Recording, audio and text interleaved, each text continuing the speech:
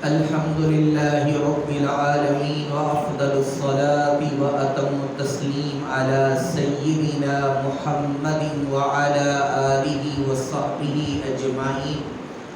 قال الله تعالى في القرآن الكريم: إنا فتحنا لك فتحا مبينا. وقال أيضا: محمد رسول الله والذين معه أشداء على الكفار رحماء بينهم تراهم ركعا سجدا يبتغون فضلا من الله ورضوانا سيماهم في وجوههم من أثر السجود. صدق الله العظيم وصدق رسوله النبي الكريم الأمين. وبعد، خدا کا ذکر کرے اور ذکر مصطفیٰ نہ کرے، خدا کا ذکر کرے اور ذکر مصطفیٰ نہ کرے، ہمارے منہ میں ہو ایسی زباں خدا نہ کرے. محبوب کی محفل کو محبوب سجاتے ہیں، محبوب کی محفل کو محبوب سجاتے ہیں، آتے ہیں وہی جن کو سرکار بلاتے ہیں. حقیقت میں وہ لطف زندگی پایا نہیں کرتے، حقیقت میں وہ لطف زندگی پایا نہیں کرتے جو یاد مصطفیٰ سے دلوں کو بہلایا نہیں کرتے. عزیزان محترم، میں نے آپ کے سامنے قرآن مجید فرقان حمید سے 2 آیات تلاوت کی. اللہ پاک سے دعا ہے کہ صحیح ترجمہ تفسیر سمجھنے کی توفیق عطا فرمائے. اللہ جل شانہ نے قرآن پاک کے اندر ارشاد فرمایا: انا فتحنا لک فتحا مبینا. اے حبیب، ہم نے آپ کو ایک روشن فتح عطا فرمائی، روشن فتح عطا فرمائی. تو عزیزان محترم، رمضان مبارک ہی وہ مبارک مہینہ ہے جس میں اللہ تعالیٰ نے مسلمانوں کو فتح عطا فرمائی. وہی لوگ جو آقا کریم علیہ السلام کے دشمن ہو گئے، جب آپ نے اعلان نبوت فرمایا تو لوگ آپ کے، وہی لوگ جو آپ کو صادق اور امین کہہ کر پکارتے تھے، اپنی امانتیں بھی آپ کے پاس رکھواتے تھے، آپ کو سچا بھی کہتے تھے، جب نبی کریم علیہ السلام نے اعلان نبوت فرمایا تو آپ نے فرمایا: قریش مکہ، اگر میں تم لوگوں کو کہوں کہ پہاڑ کے پیچھے سے تم پر دشمن حملہ اور ہونے والا ہے تو تمہارا کیا خیال ہے؟ انہوں نے کہا: ہم تو آپ کو صادق اور امین کہتے ہیں. صادق کا معنی ہوتا ہے کہ سچا، اور امین کا معنی ہوتا ہے امانت دار، کہ ہم آپ کو صادق اور امین مانتے ہیں، آپ جو کہیں گے ہم آج اس بات کو تسلیم کر لیں گے. تو نبی کریم علیہ السلام نے فرمایا: پھر اے اہل قریش، میں تم لوگوں کو ایک اللہ کی عبادت کی طرف دعوت دیتا ہوں. اللہ ایک ہے، اس کا کوئی شریک نہیں ہے، بتوں کی پوجا کو چھوڑ دو. تو وہ اس بات پر آپ کے دشمن بن گئے، اس بات پر آپ کے دشمن بن گئے، یہاں تک کہ آقا کریم علیہ السلام کو مکہ سے مدینہ کی طرف ہجرت کرنا پڑی، اور پھر مسلمانوں اور کافروں کے درمیان جنگیں ہوئیں، جن میں غزوہ بدر ہم نے پچھلے جمعہ میں جس کا تذکرہ کیا.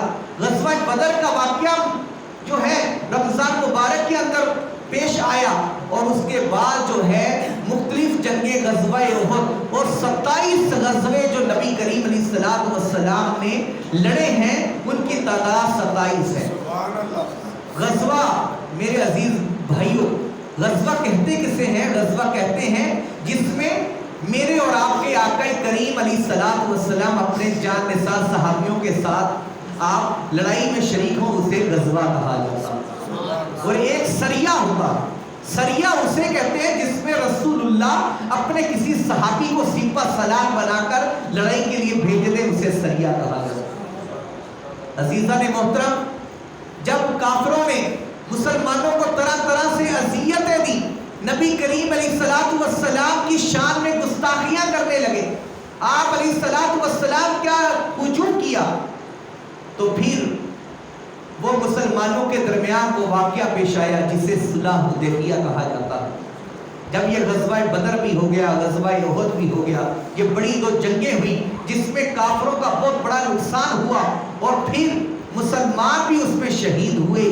لیکن نبی کریم علیہ الصلوۃ والسلام جب صلح حدیبیہ کے مقام پر آپ علیہ الصلوۃ والسلام نے اپنے ساتھیوں سے فرمایا کہ چلو ہمیں اللہ کی طرف سے اشارہ ملا ہے کہ ہم عمرہ کرنے چل رہے ہیں.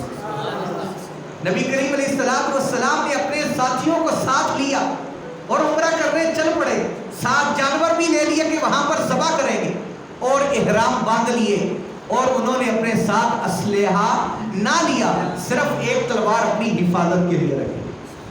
ایک تلوار اپنی حفاظت کے لیے رکھی, باقی اور کوئی اسلحہ ساتھ نہ لیا.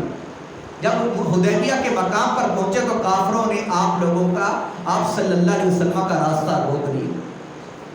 آپ کا راستہ روک لیا اور پھر آپ علیہ الصلوۃ والسلام نے ان کو باور کرانے کے لیے کہ ہم جنگ لڑنے نہیں آئے, ہم تو عمرہ کرنے آئے ہیں. تو آپ علیہ الصلوۃ والسلام نے حضرت عثمان غنی کو کافروں کے ساتھ بات کرنے کے لیے بھیجا. حضرت عثمان غنی جب وہاں پر جاتے ہیں تو کافروں نے کہا کہ اے عثمان, ہم تمہارے نبی اور جتنے بھی تمہارے ساتھ لوگ آئے ہیں ان کو اس سال عمرہ کرنے ہرگز نہیں دیں گے. ہاں, اگر اگلے سال آئے تو پھر ہم عمرہ کرنے کی اجازت دے سکتے ہیں. لیکن عثمان, اب تم جو ہے مکہ کے اندر آ ہی گئے ہو, خانہ کعبہ کے پاس آ گئے ہو, تو تم اگر چاہو تو طواف کر لو خانہ کعبہ. تو قربان جائیں سیدنا حضرت عثمان غنی پر. آپ نے فرمایا کہ اس خانہ کعبہ کا میں طواف کیسے کروں جب تک میرا رسول اس کا طواف نہیں کرتا. جب تک میرے نبی اس کا طواف نہیں کریں گے تو اس کی کیا ویلیو ہے میرے پاس. میں اس کا طواف ہرگز نہیں کروں گا جب تک نبی کریم علیہ الصلوۃ والسلام طواف کریں. پھر کیا ہوا, وہاں پر ایک اطلاع ملی کہ حضرت عثمان غنی کو شہید کر دیا گیا. تو نبی کریم علیہ الصلوۃ والسلام نے وہاں پر اپنے ساتھیوں سے بیعت لی کہ ہم یہاں سے پیچھے نہیں ہٹیں گے یہاں تک کہ حضرت عثمان غنی کے خون کا بدلہ نہ لے لیں. آپ علیہ الصلوۃ والسلام نے اپنا ہاتھ جب ایسے نکالا تو آپ کے جتنے بھی ساتھ صحابہ کرام آئے تھے سب نے آپ علیہ الصلوۃ والسلام کے ہاتھ پر ہاتھ رکھ کر بیعت کی, جس کا اللہ نے قرآن پاک کے اندر تذکرہ فرمایا, ان الذین یبایعونک, وہ جو لوگ آپ کے ساتھ بیعت کر رہے تھے, انما یبایعون اللہ, وہ اللہ سے بیعت کر رہے ہیں. سبحان اللہ. اے حبیب, جنہوں نے آپ کے ہاتھ میں ہاتھ دیا ہے انہوں نے آپ کے ہاتھ میں ہاتھ نہیں دیا بلکہ اللہ کے ہاتھ میں ہاتھ دیا. اللہ کے ہاتھ میں ہاتھ دیا. اور پھر آخر میں میرے آقا کریم علیہ الصلوۃ والسلام نے اپنا ہاتھ یہ والا اٹھایا اور آپ نے فرمایا یہ ہاتھ عثمان کی طرف سے ہے, اور آپ نے اپنے ہاتھ پر رکھا. اس سے پتا چلا کہ حضرت عثمان غنی شہید نہیں ہوئے بلکہ وہ زندہ ہے, کیونکہ بیعت زندوں سے لی جاتی ہے, مردوں سے نہیں لی جاتی. بیعت زندوں سے لی جاتی. تو اس کا مطلب کہ نبی کریم علیہ الصلوۃ والسلام نے جب سب سے بیعت لے لی, وہاں پر پھر کافروں اور مسلمانوں کے درمیان کچھ شرائط طے پائیں کہ اگر کوئی مسلمان مکہ سے کوئی آدمی ہجرت کر کے مدینہ جائے اور وہاں پر اسلام قبول کر لے تو محمد علیہ الصلوۃ والسلام اس کو دوبارہ مکہ بھیج دے. اور اگر کوئی شخص مدینہ سے مکہ آ گیا تو کافروں کو کوئی پوچھ نہیں سکتا مکہ والوں کو کہ وہ اس کو واپس کرے یا نہ کرے. یہ دیکھیں کیسی شرائط تھی. حضرت عمر فاروق نبی کریم علیہ الصلوۃ والسلام کے پاس آتے ہیں اور عرض کرتے ہیں اللہ کے رسول کیا ہمارا دین سچا دین نہیں ہے؟ آپ نے فرمایا کیوں نہیں اے عمر, ہمارا دین سچا دین ہے. تو کہا کہ اللہ کے رسول پھر یہ ایسی شرائطیں کیوں قبول کر رہے ہیں کہ وہ کہہ رہے ہیں کہ اگر مدینہ سے کوئی آدمی مکہ آئے تو ہم اسے واپس نہیں کریں گے, لیکن اگر کوئی شخص مکہ سے مدینہ جائے گا تو مسلمان اس کو واپس کریں گے. یہ کون سی شرائط ہے؟ اور پھر انہوں نے کہا کہ 10 سال تک کوئی جنگ نہیں ہوگی. آپ علیہ الصلوۃ والسلام نے قبول فرما لیا, قبول فرمایا. اور پھر انہوں نے ایک شرط ایسی رکھی کہ اگر جو جتنے بھی قبائل ہیں ان میں سے مکہ میں سے کوئی قبیلہ اگر محمد کے ساتھ ہونا چاہتا ہے تو وہ محمد کے ساتھ ہو جائے, اور اگر کوئی قریش کے ساتھ ہونا چاہتا ہے تو قریش کے ساتھ ہو لے. تو وہاں پر 2 قبیلے ایسے تھے جن کی جنگ جو ہے بڑے عرصہ سے چلی آ رہی تھی. ان قبیلوں کا نام, ایک کا نام تھا بنو خزاعہ اور ایک قبیلے کا نام تھا بنو بکر. یہ بنو بکر اور بنو خزاعہ کی لڑائی آ رہی تھی. تو بنو خزاع جو ہے انہوں نے کہا کہ ہم محمد کے ساتھ عہد کرتے ہیں, ہم محمد کے ساتھ ہیں. اور بنو بکر جو ہیں انہوں نے کہا کہ ہم قریش کے ساتھ ہیں. تو جب یہ شرائط طے پا گئی تو نبی کریم علیہ السلام نے حضرت علی سے فرمایا کہ علی لکھو محمد الرسول اللہ, محمد الرسول اللہ. حضرت علی نے محمد الرسول اللہ لکھ دیا. تو وہ جو کافروں کی طرف سے جو ان کا بڑا بن کر آیا تھا اس نے کہا کہ اے محمد ہم تجھے رسول اللہ تو مانتے ہی نہیں, ہماری لڑائی تو رسول اللہ پر ہے, اگر ہم تجھے رسول مان رہے تو پھر تو کوئی جنگ ہی نہیں ہے, لہذا رسول اللہ مٹا کر عبداللہ لکھو, کیونکہ آپ کے والد کا نام عبداللہ ہے, محمد بن عبداللہ لکھو. تو نبی کریم علیہ السلام نے فرمایا یا علی امحو, اے علی جو رسول اللہ لکھا ہوا ہے اس کو مٹا دو. تو قربان جائیں شیر خدا پر, آپ نے فرمایا کہ یا رسول اللہ میں اس کو نہیں مٹا سکتا, جو ہم نے لکھ دیا ہے محمد رسول اللہ, محمد اللہ کے رسول ہیں, میں اس کو کبھی نہیں مٹاؤں گا.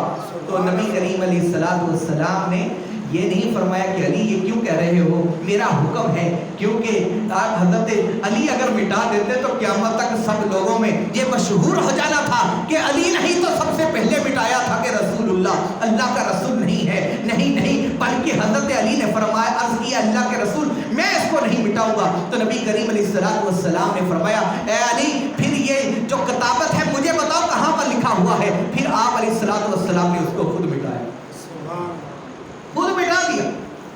پھر 10 سال یہ شرائط جو ہے نہیں چل سکی. پھر کیا ہوا کہ بنو بکر نے بنو خزاع کے ایک بندے کو قتل کر دیا. تو انہوں نے اس کے جواب میں ان کا بھی ایک قتل کر دیا. تو جب قتل کیا تو پھر جو قریش مکہ تھے انہوں نے بنو بکر کا ساتھ دیا اور ان کی مدد کی اسلحہ کے ساتھ, اور رات کے ٹائم ان کی طرف سے لڑتے رہے, یہاں تک کہ انہوں نے نبی کریم صلی اللہ علیہ وسلم کا عہد توڑ دیا جو انہوں نے وعدہ کر رکھا تھا, جو شرائط طے پائی تھی انہوں نے ان شرطوں کو توڑ دیا.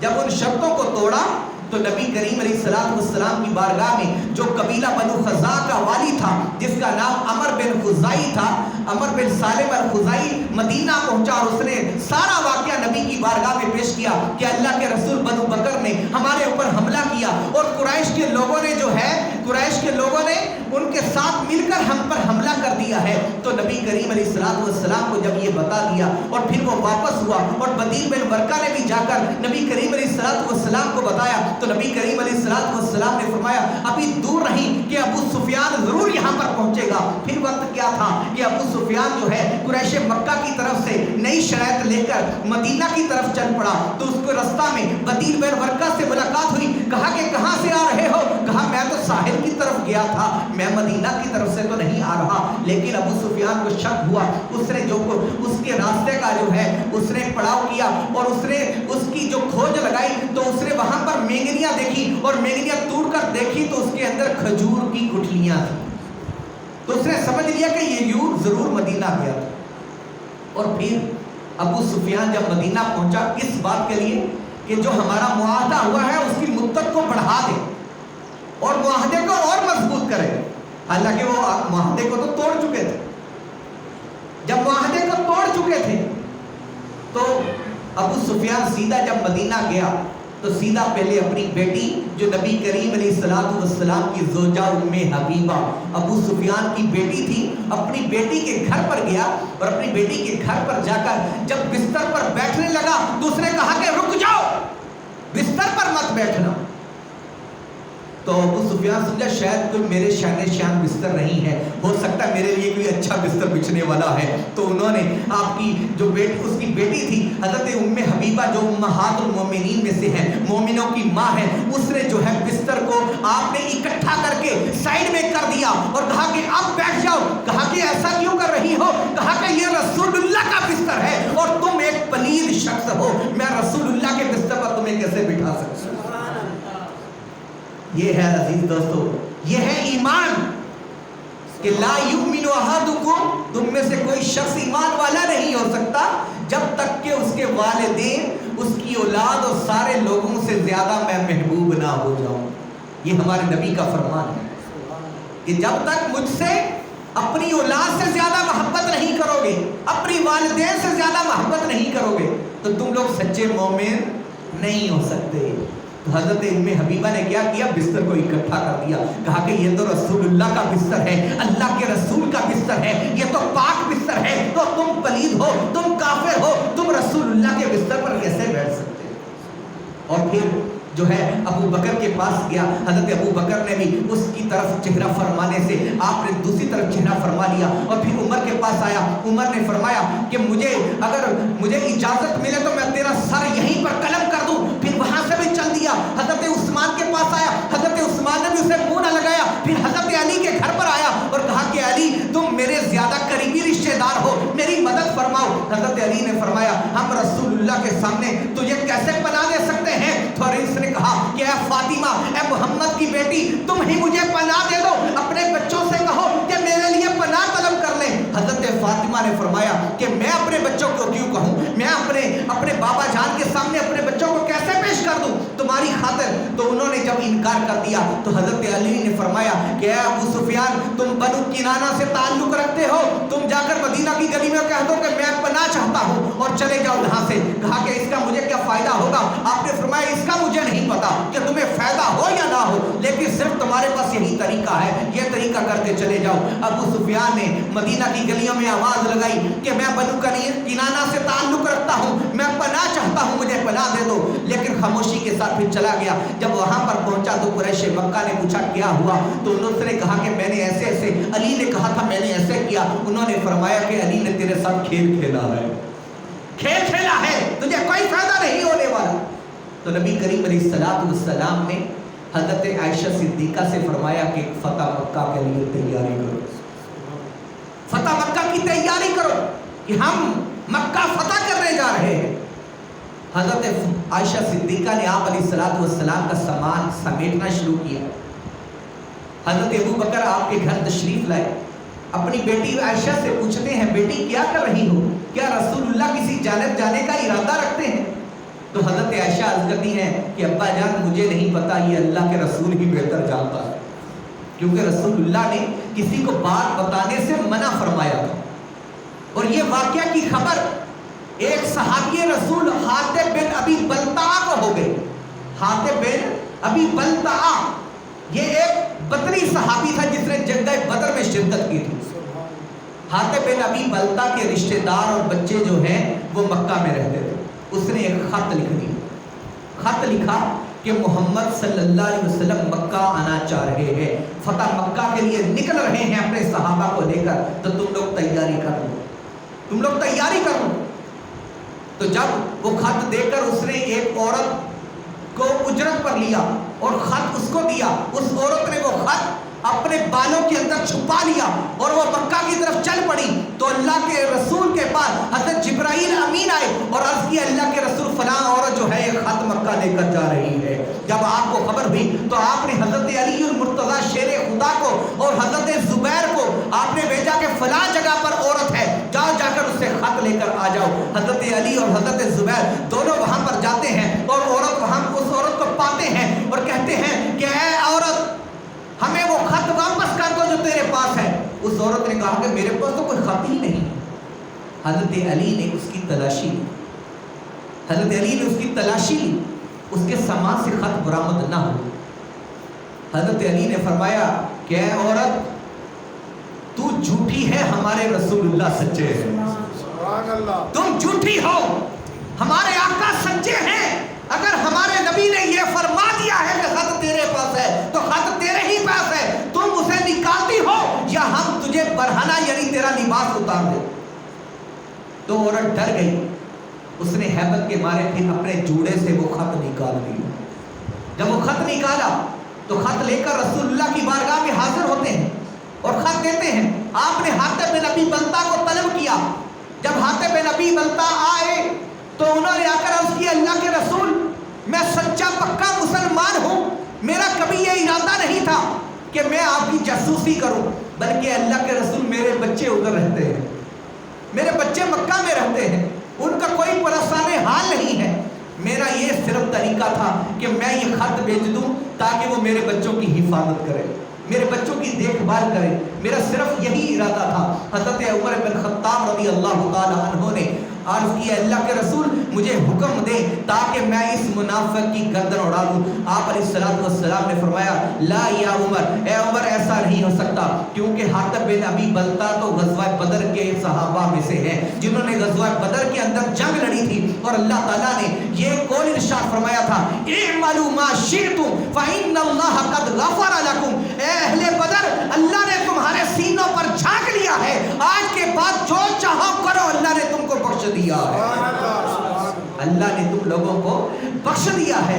عزیزان محترم، حج فتح مکہ کے لیے نبی کریم علیہ الصلوۃ والسلام نے 8 رمضان المبارک کو اپنے 10,000 صحابہ کرام کو اپنے ساتھ لیا اور مکہ کی طرف رواں دواں ہو گئے۔ جب مکہ کی طرف رواں دواں ہوئے تو نبی کریم علیہ الصلوۃ والسلام جب مکہ کے قریب پہنچتے ہیں تو آپ علیہ الصلوۃ والسلام نے اپنے جان نثاروں سے فرمایا مشعلیں جلا لو، سب لوگوں اپنے اپنے ہاتھوں میں مشعلیں جلاؤ، اور پھر آپ نے ان کو کھلا ہونے کا حکم عطا فرمایا، سب نے ایک لمبی قطار بنا لی اور پورے مکہ کو اپنے گھیرے میں لے لیا۔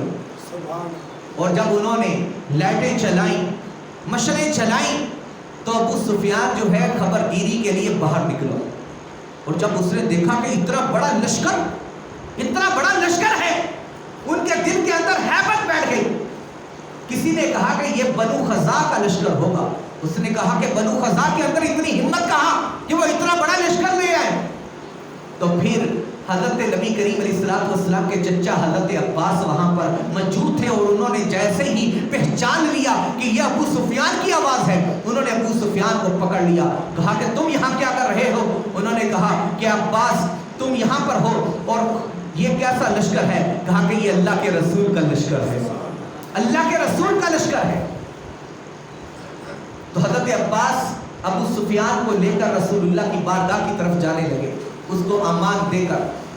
تو کئی مسلمانوں نے دیکھا، انہوں نے کہا کہ عباس اس دشمن خدا کو تم اپنے ساتھ رکھ رہے ہو، لاؤ ہم اس کی گردن اڑانا چاہتے ہیں۔ حضرت عباس کہتے ہیں میں نے اس کو اپنی پناہ میں لیا ہے، اس کو کوئی ہاتھ نہ لگائے۔ پھر رسول اللہ کی بارگاہ میں جاتے ہیں اور ابو سفیان کو کہتے ہیں ابو سفیان کیا ابھی بھی وقت نہیں آیا کہ تو ایمان لے آئے؟ تو ابو سفیان اسی ٹائم کلمہ شہادت پڑھ کر مسلمان ہو گیا، ابو سفیان مسلمان ہو گیا۔ اور جب لشکر آپ علیہ الصلوۃ والسلام نے حضرت عباس کو حکم دیا کہ ابو سفیان کو پہاڑ کی چوٹی پر لے جاؤ تاکہ یہ سارے لشکر کو یہاں سے گزرتا ہوا دیکھے، تو جب وہاں سے لشکر گزر رہے تھے ابو سفیان حضرت عباس سے پوچھتے یہ کون سا لشکر ہے؟ حضرت عباس فرماتے یہ فلاں لشکر ہے، اور پھر فرماتے یہ فلاں لشکر ہے، یہاں تک کہ ایک سبز رنگ کا لشکر وہاں سے گزرا۔ سبز رنگ کے لشکر سے مراد کہ ان کے اوپر جنگی لباس پہنا ہوا تھا، صرف ان کی آنکھیں دکھائی دے رہی تھی اور کچھ دکھائی نہیں دے رہا۔ تو اس نے کہا، ابو سفیان نے کہا کہ یہ کون سا لشکر ہے؟ حضرت عباس نے فرمایا کہ یہ مہاجرین اور انصار کا لشکر ہے اور اسی کے درمیان میں رسول اللہ موجود ہے۔ تو ابو سفیان کہنے لگا اے عباس، اللہ نے تیرے بھتیجے کو کتنی بڑی فوج عطا فرما دی ہے، کتنی بڑا اس نے لشکر دیا ہے۔ حضرت عباس نے فرمایا یہ لشکر یہ فوج نہیں ہے بلکہ یہ نبوت ہے، یہ اللہ نے اپنے نبی کے دین کو سچا فرما دیا ہے، چاہے کافر جو ہے اس پہ منہ پھیر لیں لیکن اللہ تعالیٰ دین اسلام کو ظاہر کر کے ہی فرمائے گا۔ تو پھر ابو سفیان کو خوف ہوا کہیں ایسا نہیں ہو کہ قریشیوں کو آج مار دیا جائے، تو وہ نبی کی بارگاہ میں حاضر ہوا اور عرض کرنے لگا کہ اللہ کے رسول اگر آج قریش ختم ہو جائیں گے، کیا قریش آج ختم کر دیا جائے گا؟ تو نبی کریم علیہ الصلوۃ والسلام نے فرمایا نہیں، من دخل فی دار ابی سفیان فہو آمن ومن دخل فی الحرم فہو آمن، جو ابو سفیان کے گھر میں داخل ہو جائے گا اس کو بھی امان ہے، اور جو حرم کے اندر داخل ہو جائے گا اس کو بھی امان ہے۔ اور نبی کریم علیہ الصلوۃ والسلام نے فرمایا من اغلق بابہ، جس نے اپنا دروازہ بند کر لیا فہو آمن، اس کو بھی امان ہے۔ نبی کریم علیہ الصلوۃ والسلام نے امان کا جب حکم عطا فرما دیا، پھر کیا تھا؟ ابو سفیان کو فرمایا کہ جاؤ جا کر مکہ والوں کو بتا دو کہ جو ہے نبی کریم علیہ الصلوۃ والسلام بہت بڑے لشکر کے ساتھ آ رہے ہیں۔ جب نبی کریم علیہ الصلوۃ والسلام نے حکم فرمایا، ابو سفیان نے جا کر اعلان کیا، انہوں نے کہا کہ ابو سفیان اس قدر تم جو ہے اس قدر ڈرپوک ہو۔ اس نے کہا کہ ڈرپوک کی بات نہیں ہے، آج جو میرے گھر میں داخل ہو جائے گا وہ امن میں ہے۔ انہوں نے کہا کہ تیرا گھر کتنا بڑا بڑا ہے, کتنے لوگ آ سکیں گے؟ تو اس نے کہا کہ پھر نبی نے یہ فرمایا ہے کہ جو حرم میں داخل ہو جائے گا اس کو بھی امان ہے, جو اپنا دروازہ بند کر لے گا اس کو بھی امان ہے, اس کو کچھ نہیں کہا جائے گا. پھر لوگوں نے تھوڑے لگا دی, کوئی حرم کے اندر داخل ہونے لگا, کوئی ابو سفیان کے اندر گھر کے اندر داخل ہونے لگا, کسی نے اپنا دروازہ بند کر لیا. نبی کریم علیہ الصلوۃ والسلام اتنے بڑے لشکر کے ساتھ آپ نے اپنے سواری پر سوار ہیں, آپ کا چہرہ مبارک, آپ علیہ الصلوۃ والسلام کی گردن جھکی ہوئی ہے, نبی کریم علیہ الصلوۃ والسلام کا سر جو ہے جھکا ہوا ہے. کسی نے آپ کے صحابہ میں سے کہا کہ الیوم یوم المرحمہ, آج تو جو ہے الیوم یوم الملحمہ, آج تو گوشت کا دن ہے, آج قتل و غارت ہوگی. لیکن نبی کریم علیہ الصلوۃ والسلام کو جب یہ پیغام پہنچا تو آپ نے فرمایا الیوم یوم المرحمہ, آج تو رحمت کا دن ہے, آج اللہ تعالیٰ رحمت فرمائے گا. اللہ تعالیٰ الیوم اعز اللہ القریش, آج اللہ تعالیٰ قریش کو عزت عطا فرمائے گا, آج قریش کو عزت عطا فرمائے گا. تو نبی کریم علیہ الصلوۃ والسلام مختصر آپ خانہ کعبہ کے اندر پہنچے, وہاں پر 360 بت تھے. نبی کریم علیہ الصلوۃ والسلام نے حضرت علی کو اپنے کندھوں پر سوار فرما کر آپ نے فرمایا کہ علی بتوں کو توڑ دو. حضرت علی جو بڑے بڑے بت تھے آپ نے اپنے ہاتھوں سے توڑے, یہاں تک کہ خانہ کعبہ کو بتوں سے صفایا کر دیا گیا, خانہ کعبہ کو بتوں سے پاک کر دیا گیا. اور نبی کریم علیہ الصلوۃ والسلام کے لیے اسٹیج سجایا گیا, آپ اسٹیج پر تشریف فرما ہوئے, یہاں تک کہ قریش جو ہے تھر تھر کانپ رہے تھے. وہاں کے لوگ جنہوں نے آپ کو تکلیفیں دی تھی آج وہ کانپ رہے تھے اور ڈر رہے تھے کہ آج ہمارا کیا حشر ہونے والا ہے. نبی کریم علیہ الصلوۃ والسلام جب اسٹیج پر تشریف فرما ہوئے آپ نے فرمایا کہ بلال خانہ کعبہ کی چھت پر چڑھ جاؤ, آج اذان دو. حضرت بلال خانہ کعبہ کی چھت پر چڑھ کر رسول اللہ کی بارگاہ میں عرض کرتے ہیں اے اللہ کے رسول, جب مدینہ میں تھا تو خانہ کعبہ کی طرف رخ کر کے اذان دیتا تھا, اے اللہ کے رسول اب خانہ کعبہ کی چھت پر چڑھا دیا ہے. یہ وہ نبی ہے جو غلام کو اتنی عزت عطا فرما دے رہے ہیں کہ خانہ کعبہ کی چھت پر چڑھا دیا. حضرت بلال عرض کرتے ہیں اللہ کے رسول اب اپنا چہرہ کس طرف کروں؟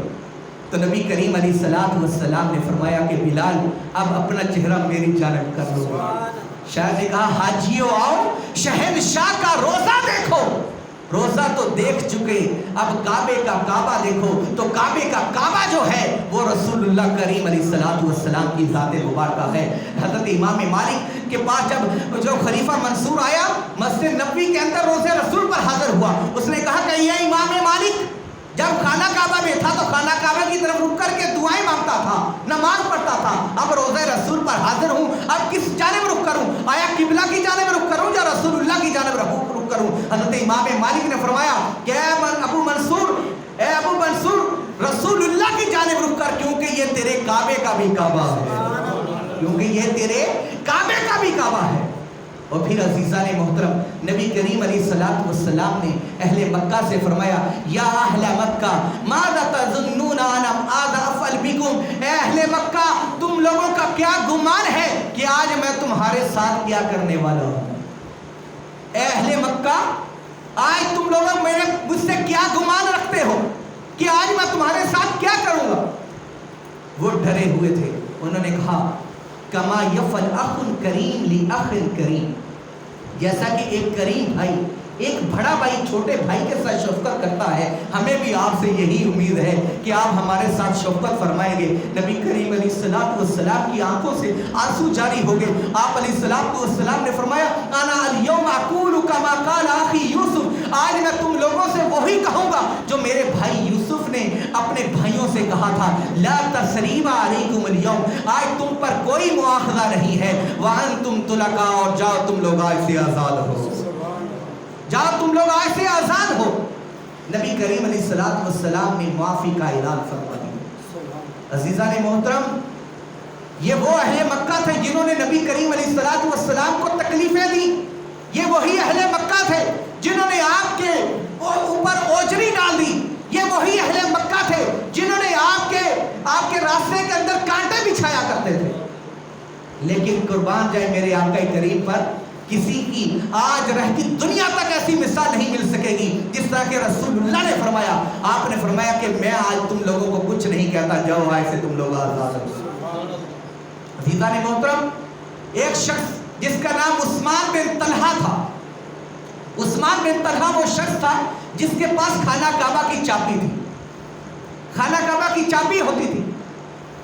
تو جب نبی کریم علیہ السلام نے اعلان نبوت فرمایا، جب آپ مکہ میں تھے تو آپ نے فرمایا کہ عثمان مجھے چابی دو، مجھے خانہ کعبہ کے اندر جانا ہے۔ اس نے کہا کہ ماں سوائے آپ کے میں ہر شخص کو چابی دوں گا، لیکن آپ کو چابی نہیں دوں گا، لیکن آپ کو چابی نہیں دوں گا۔ آپ علیہ السلام نے فرمایا کہ عثمان دیکھ لو، یہ چابی ایک دن میرے ہاتھوں میں ہوگی اور میں جسے چاہوں گا دوں گا۔ تو عثمان بن طلحہ نے کہا کہ اس دن پھر قریش جو ہے ذلیل و رسوا ہو چکے ہوں گے، تبھی تو چابی آپ کے ہاتھ میں آ سکتی ہے۔